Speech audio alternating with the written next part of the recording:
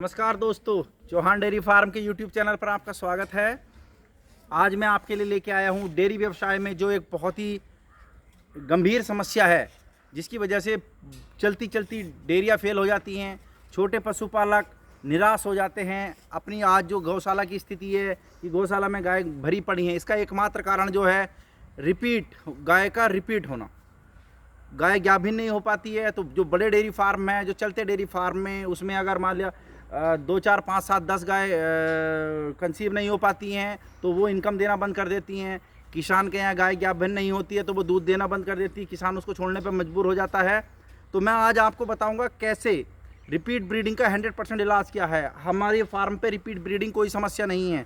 मैं आपको पहले भी दिखाया है कि मेरी 8 गाय पहली बार में प्रेग्नेंट है और 4 गाय मैंने फिर चेक कराई हैं, वो पहली बार में ही प्रेग्नेंट हो गए हैं। तो 12 की 12 गाय जो हमारे यहाँ थी वो फर्स्ट टाइम में प्रेग्नेंट हो गई हैं और हमारे यहाँ रिपीट ब्रीडिंग कोई समस्या नहीं है। तो ये रिपीट ब्रीडिंग की दिक्कत आती क्यों है? इसका कारण रिपीट ब्रीडिंग कोई बीमारी नहीं है, ये केवल मिसमैनेजमेंट है, देखभाल की कमी है, जिसके लिए किसान और डॉक्टर ही जिम्मेदार होते हैं। पशु इसके लिए स्वयं जिम्मेदार नहीं है रिपीट ब्रीडिंग के लिए। तो जो हम पशुपालक भाई ऐसी कौन सी गलती कर देते हैं कि किसान भाई की गाय प्रेग्नेंट नहीं होती, डेयरी व्यवसाय चलते चलते बंद हो जाता है। तो इसका मुख्यतः जो कारण है वो किसान हम भाई लोग खुद हैं। ये चीज़ हमने भी देखी है। हमने देखभाल करके कैसे रिपीट ब्रीडिंग की समस्या को ख़त्म किया है, उस बारे में मैं आज आपको बताऊंगा। रिपीट ब्रीडिंग की दिक्कत क्यों आती है? पहली दिक्कत होती है, अगर सबसे पहले मैं आपको बता दूं कि स्वस्थ पशु के रुकने के सबसे ज़्यादा चांसेस होते हैं। यही प्रकृति का नियम है। अगर कोई चीज़ पशु स्वस्थ है, कोई बीमारी नहीं है, हष्ट पुष्ट है, तो वो सबसे पहले रुकेगा। तो हमें करना क्या है? सबसे पहले पशु को स्वस्थ रखने का ध्यान रखना है। तो रिपीट ब्रीडिंग की समस्या का जो समाधान के मुख्य कारण है, मैं उनके बारे में आपको बता रहा हूँ। पहला कारण है इसमें जो किसान से संबंधित है। किसान और डॉक्टर इसमें दो ही पक्ष हैं, पशु इसमें कोई पक्ष नहीं है। उसको तो केवल ध्यान रख के हम उसको कंसीव करा के लेके जाएंगे। मैं पहला कारण आपको बता रहा हूँ, वो है बैलेंस डाइट।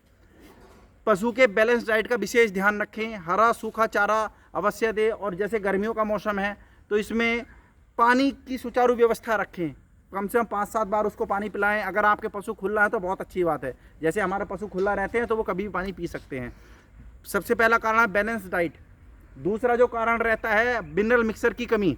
पशु में अगर मिनरल और मिनरल्स की कमी है, माइक्रो मिनरल की कमी है, तो आपका पशु प्रेग्नेंट नहीं होगा। आप कितनी भी तैयारी करके रख लीजिए, माइक्रो मिनरल और मिनरल्स बहुत ज़रूरी होते हैं। इसलिए पशुपालक भाई अपने पशुओं को खासकर ब्याने के बाद, जब वो दूध भी देते हैं और उनको कंसीव भी करा के लेके जाना होता है 2-3 महीने के अंदर, उनको मिनरल मिक्सचर की अच्छी डोज दे। तो पहला हो गया बैलेंस चारा, दूसरा हो गया मिनरल मिक्सचर, और साथ में माइक्रो मिनरल में सेलेनियम हो गया, मैग्नीशियम हो गया, और आपका कोबाल्ट हो गया, कॉपर हो गया, जिंक हो गया। इसके इंजेक्शंस आते हैं, मैं आपको विस्तार से बता रहा हूँ, आप कोई भी लगा सकते हैं। तो मिनरल मिक्सचर और माइक्रो मिनरल का आपने ध्यान रखना है। ये 2 चीज़ें हो गई, खान पान से संबंधित हैं। तीसरा जो चीज़ होती है वो है यूट्रस और बच्चेदानी, जिसको हम बोलते हैं। अगर बच्चेदानी में इन्फेक्शन है, कोई गंदगी है, कोई सिस्ट है, कोई गांठ है, या अंदर किसी भी तरह की गंदगी है, तो आपका पशु प्रेग्नेंट नहीं होगा। आप कितना भी मिनरल मिक्सचर दे लीजिए, अच्छा चारा खुला लीजिए, कितना अच्छा डॉक्टर ले, आपका पशु गाभिन नहीं होगा।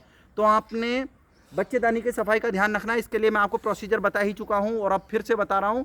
21 दिन ब्याने के 20 से 22 या 16 से 22-25 दिन के बाद जो पहली बार पशु हल्का सा हीट पे आता है, जो डिस्चार्ज गिराता है, उसी टाइम पे आपको अच्छी कंपनी की उसके यूट्रस के अंदर, बच्चेदानी के अंदर दवाई रख देनी है, जिसके उसके 2 से 3 दिन की प्रक्रिया होती है।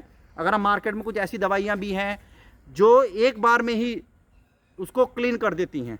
जैसे हम तो सिंगल शॉट रखवाते हैं, एक बार में रखवा देते हैं और वो क्लियर हो जाता है। आप निर्भर करता है आपके ऊपर कि डॉक्टर की अवेलेबिलिटी कैसी है। तो आप 2 से 3 दिन, मकसद ये है कि बच्चेदानी की सफाई अवश्य हो। तो बच्चेदानी की सफाई का विशेष ध्यान रखें। इसके बाद रहता है टाइमिंग, कि पशु किस टाइम हीट पे आ रहा है। वो तो अगर आपके पास पहली बार पशु ले रहे हैं तो हम प्रेफर ये करते हैं कि 2 बार एआई कराएं, मतलब 2 बार शीमन रखाएं। अगर बुल से है तो भी 2 बार करें और शीमन भी 2 बार रखाएं। मतलब पहले हीट पे आने के 8 घंटे बाद, फिर 16 घंटे में, मतलब 8-8 घंटे के अंतर पे आपको 2 बार शीमन रखाना। क्योंकि हमें ये पता नहीं होता है कि पशु तेज हीट पे रुकेगा कि उतरती हुई हीट पे रुकेगा।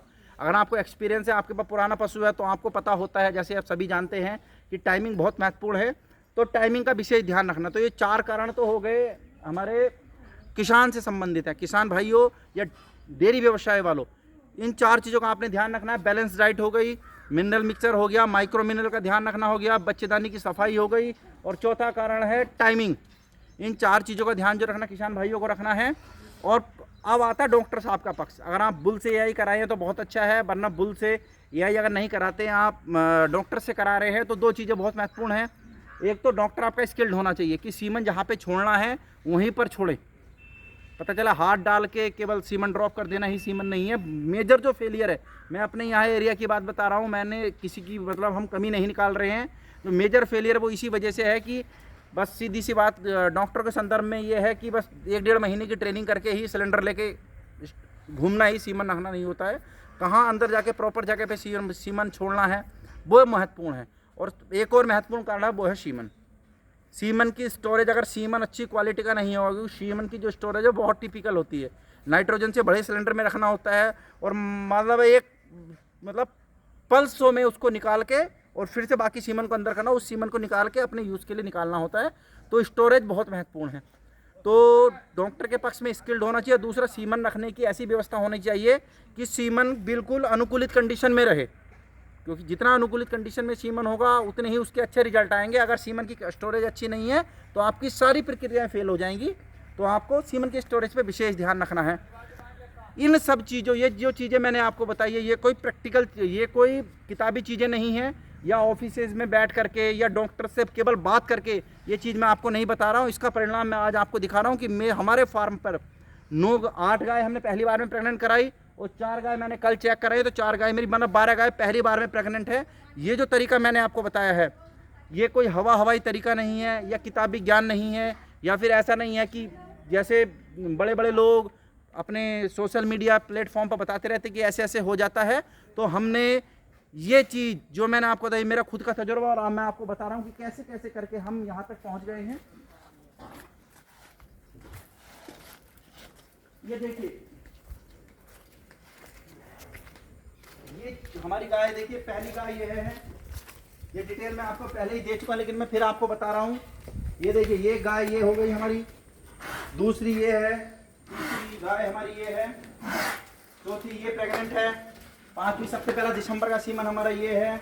एक गाय हमारा देखिए, इनकी कंडीशन भी आप देख सकते हैं कितनी ज़बरदस्त है, बिल्कुल काली पीली हो रही है, क्योंकि हम मिनरल मिक्सचर और माइक्रो मिनरल्स का बहुत ध्यान रखते हैं। हमने पहले ही टारगेट, अगर पशु स्वस्थ होगा, किसी भी कंडीशन में दूध देता हुआ हो, कंसीव कराने के लिए हो या ड्राई पीरियड में हो, अगर पशु की सेहत बढ़िया है तो बीमारी नहीं आएगी। आप देख सकते हैं सब गाय हमारी बहुत ही परफेक्ट कंडीशन में है। यहाँ तक ही मेरी सारी गाय प्रेग्नेंट है इधर को, और जो अभी 4 गाय हमने चेक कराई हैं जो प्रेग्नेंट कंफर्म हो गई हैं। 1 नंबर ये, अभी इसको 2 महीना 10 दिन हुए हैं लगभग। दूसरी ये लगभग 2.5 महीना हुआ है, इसकी कंडीशन, इसका शरीर देख के भी आप देख सकते हैं कि अच्छी खासी हेल्थ में है। ये अभी भी 22 लीटर दूध की कैपेसिटी पे गाय हमारी चल रही है। तीसरी गाय जो हमारी है कंफर्म हो गई, वो ये है। ये इसको भी लगभग 15 फरवरी के आसपास सीमन लगा हुआ है, ये भी हमारी कंफर्म है। और एक गाय हमारी उधर बंधी हुई है अभी, वो भी हमारी कंफर्म हो गई है। तो ये मैं आपको बता रहा हूँ, ये जो चीज़ें मैंने आपको बताई हैं ये हमारा व्यक्तिगत तजुर्बा है। हमारी प्रक्रिया सिंपल होती है। मैं फिर से आपको एक बार बता रहा हूँ कि जैसे ही गाय हमारी ब्याह लेती, जो हमारी कुछ गाय 3 गाय ब्याई हुई हैं, 18 से 22-23 दिन में गाय का अपना सर्कल होता है। जैसे ही वो पहली बार हीट पे आती है तो हमारी मॉनिटरिंग बहुत ज़बरदस्त हम रखते हैं, क्योंकि मैंने सबसे पहले बताया किसान भाई जिम्मेदारी से ही हम इनको यहाँ तक करा के ले गए। अगर सुबह उठ के हम भी ध्यान ना दें, डेयरी से घर आ रहे हैं, मिल्किंग चल रही है, अगर हम इसका ध्यान नहीं, क्योंकि हर गाय सिम्टम नहीं दिखाती हीट के, कोई तोड़ा देगी, कोई डिस्चार्ज करेगी, कोई सिम्टम दिखाएगी, तो आपको हर चीज़ पर नज़र रखनी है। हमारा जो प्रक्रिया थी वो यह थी, सुबह आते ही सबसे पहले 4:30 बजे हम देखते थे किस गाय ने तोड़ा दिया है। हमने एक बुल रखा हुआ, मैंने आपको दिखाया था पहले ही।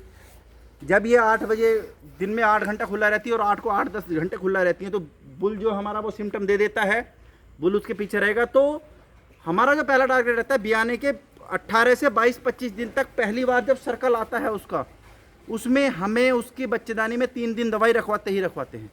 पहला जो टारगेट हमारा रहता है कि कंसीव दूसरे महीने में हो, तीसरे में हो या चौथे में हो, वो अलग विषय है। लेकिन शुरू के 21-22 दिन में जो पहला सर्कल आया, उसमें ही हमने बच्चेदानी में दवाई रखा के उसको क्लियर कर ली। पहले हम 3 दिन दवाई रखाते थे, लेकिन अब हम थोड़ा सा अपडेट उसमें चले गए हैं। अब हम सिंगल शॉट ही दवाई रखा रहे हैं। एक इंजेक्शन आता है वो सिंगल शॉट में ही कर देता है, वो मतलब सबसे अच्छा इंजेक्शन है। वो हम लगा के 21 दिन बाद आपका केस फ्रेश करा के ले जाते हैं, बच्चेदानी फ्रेश हो गई।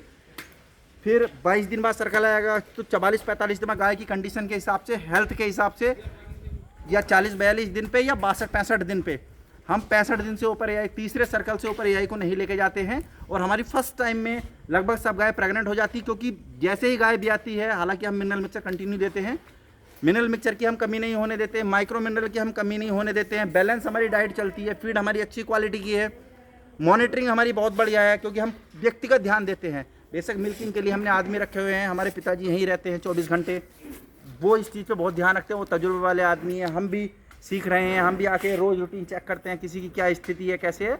तो हमारे जो अपने पक्ष हैं, जो किसान से संबंधित मैंने पक्ष बताए थे, बैलेंस डाइट हो गई, बच्चेदानी की सफाई हो गई, मिनरल मिक्सचर्स हो गया, और पहचान करने के लिए डिस्चार्ज कब डाली वो हम देखते हैं। और साथ में हमने एक बुल रखा हुआ है, जो अगर डिस्चार्ज हमसे बाईपास ऊपर नीचे हो जाता, पशु पेशाब कर देता है, गोबर कर देता, हम नहीं पहचान पाते, उसके लिए हमारे पास बुल है। तो हमने अपने पॉइंट के सारी चीज़ें अच्छी रखी हुई हैं। और साथ में सीमन के लिए हमारे पास खुद का कंटेनर है, और हम क्या बोलते संस्था से भी सीमन रखवाते हैं, उनके पास अच्छी क्वालिटी के सीमन है। मान लिया हमें ब्रीड चेंज करानी है, या बड़े साइज़ का बच्चा लेना है, हाई मिल्क यील्ड का बच्चा लेना है, तो उसके लिए हम व्यवस्था एक संस्था से भी सीमन रखाते हैं। तो किसान पालक भाइयों, मैं आपको केवल इसलिए ये सारी चीज़ें बता रहा हूँ कि रिपीट ब्रीडिंग कोई बीमारी नहीं है, ये आपकी मैनेजमेंट ही है, जो जिससे आप सब चीज़ों को सही करके ले जाते हैं। हमारे यहाँ पे सभी प्रेग्नेंट हैं, कुछ हमारे जानने वाले हैं, उनके यहाँ दिक्कत है कि 50% ही प्रेग्नेंट हो पाई हैं। क्यों? कमी रही, या तो मिनरल मिक्सचर नहीं दे पाए, या माइक्रो मिनरल की कमी रह गई, या टाइमिंग का ध्यान नहीं रखा, या सीमन की स्टोरेज बढ़िया नहीं। तो इस वजह से ये रिपीट ब्रीडिंग है बहुत बड़ी महामारी बन गई है, जो वास्तव में कोई बीमारी है ही नहीं। तो साथियों, मैंने आपको इसलिए चीज़ें बता रहा हूँ कि हमने केवल देखभाल करके, और मिनरल मिक्सचर सभी देते हैं, चारा भी सब अच्छे से दे रहे हैं, माइक्रो मिनरल भी सब देते हैं, लेकिन टाइमिंग और कंसिस्टेंटी आपको रखनी है, लगातार देना, क्वांटिटी कम दीजिए, लगातार दीजिए। तो ये किसान भाइयों हमारे फार्म की स्थिति है। मैं फिर से बोल रहा हूँ कि काम सभी शुरू कर लेते हैं, रिपीट ब्रीडिंग की समस्या में आपको नहीं फंसना है।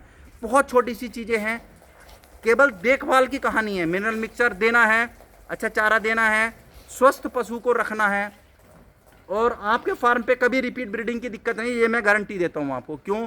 अगर आपका पशु स्वस्थ है, सब चीज़ें बढ़िया हैं, तो रिजल्ट आपको मिलेंगे।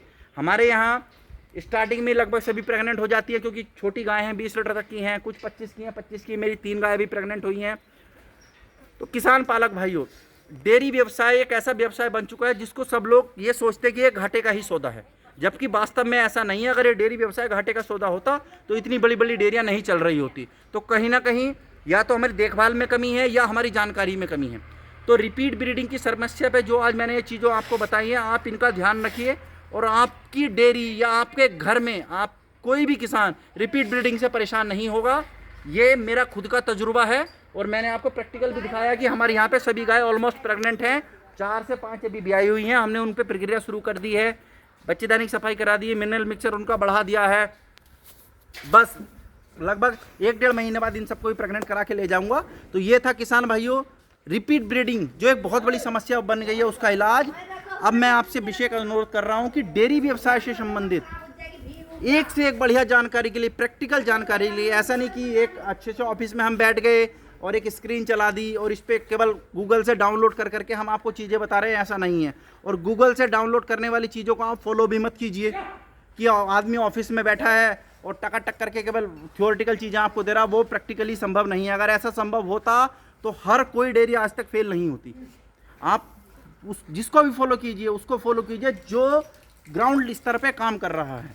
तो किसान पालक भाइयों, डेयरी व्यवसाय से संबंधित प्रैक्टिकल जानकारी के लिए, जो दिक्कतें हमें आ रही हैं उसका समाधान के लिए आप हमारे साथ जुड़े रहें। मैं जल्दी आपको गर्मियों से बचाव के लिए, गर्मियों में फैट एसएनएफ डाउन ना हो, बीमारी ना हो, उन चीज़ों के लिए मैं आपको एक विस्तृत वीडियो लेके आऊँगा। डेयरी व्यवसाय से संबंधित एक से एक बेहतरीन जानकारी के लिए आप मेरे साथ जुड़े रहें। मैं आपके लिए एक से एक बेहतरीन जानकारी आपके लिए प्रस्तुत करूँगा। नमस्कार।